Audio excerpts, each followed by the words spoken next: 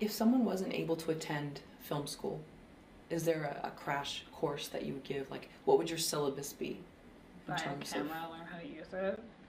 Yeah, I think one of the most important things that you can do as a filmmaker is learn the technology, because as it's becoming easier for an independent filmmaker to, even just do a vlog with their webcam and throw it up and become a celebrity on YouTube, the takeaways, the easier it becomes and the cheaper it becomes to create your own content, the more an artist has to be a business person and a technical person at the same time in order to be successful.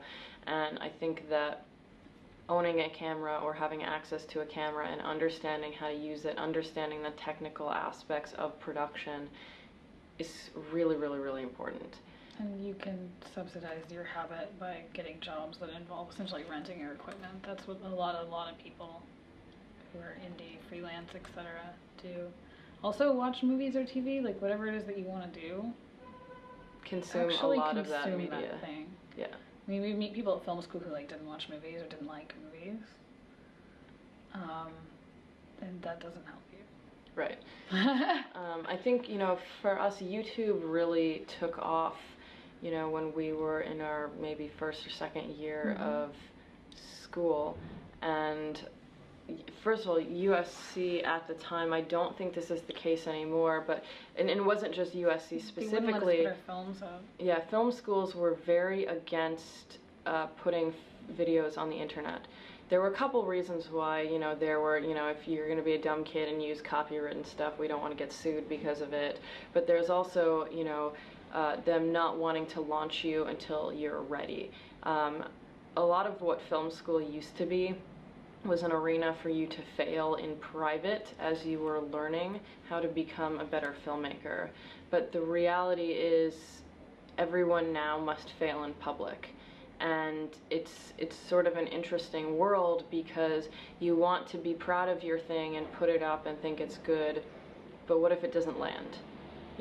That is something that in the past you would have a school to critique that and it wouldn't go anywhere, and the only time that anyone would actually see it is if it was good enough to be seen.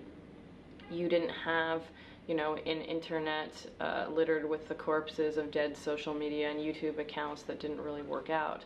And that's the reality now. And I think in some ways it's good because not only is there some kind of accountability, but Hollywood has often run on a myth of the wonderkind and the overnight success.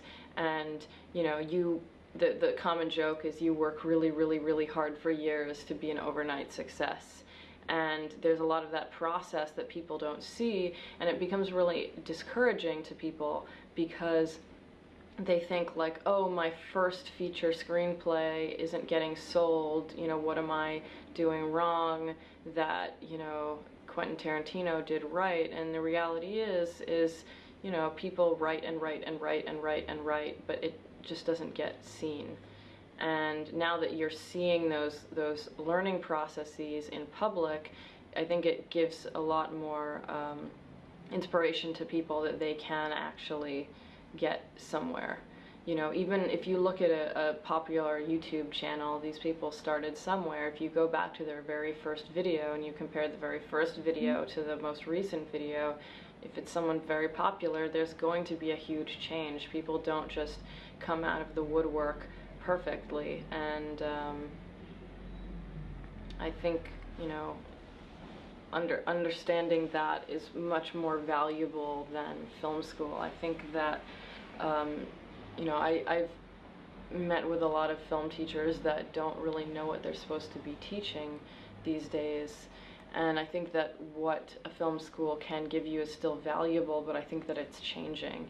And in terms of I want to be a filmmaker, what is the best way for me to be a filmmaker?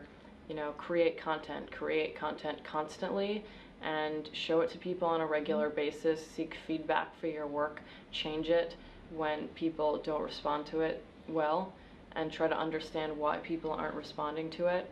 Iterate is essentially what you're doing. The saying of you have to do 10,000 hours of something to be good at it. You do your 10,000 hours of YouTube video, and you will eventually reach a spot where you're actually good at it.